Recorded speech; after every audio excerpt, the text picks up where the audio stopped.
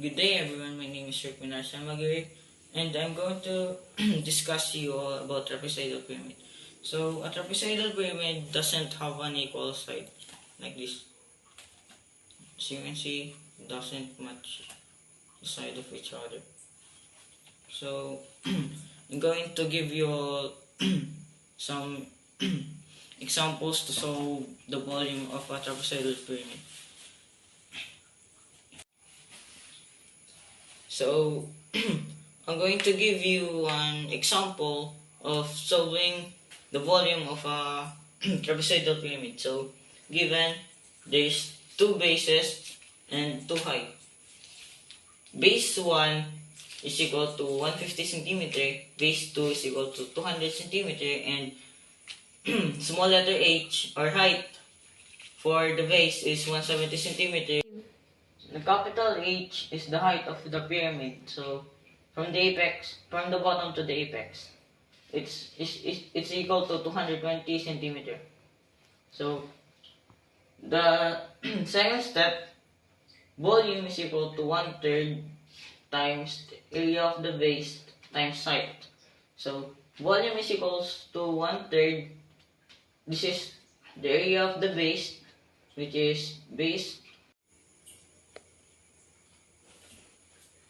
1 plus base 2 over 2 times height times the pyramid height. So volume is equals to 1/3 the value of base 1 is equals to 150 centimeter plus the value of base 2 200 centimeter over 2 times 170 centimeter times the height of the pyramid 220 centimeters. Volume is equals to 1/3 times the quantity of 175 cm times 170 cm. So yung 300 cm, dinivide natin sa 2, naging 175 cm times 170 cm. So volume is equals to 1/3 times 29,750 square centimeter na times 220 cm, which is yung ating height ng pyramid, yung 220 cm. So volume is equals to 1/3 times 6,545,000 cubic centimeter. Yun yung pinag-times na natin na 29,750 centimeter square times 220 centimeter. Naging 6,545,000 cubic centimeter. So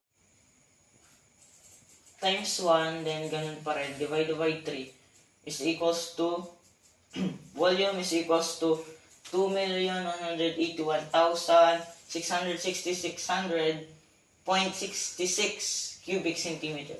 And that's our final answer.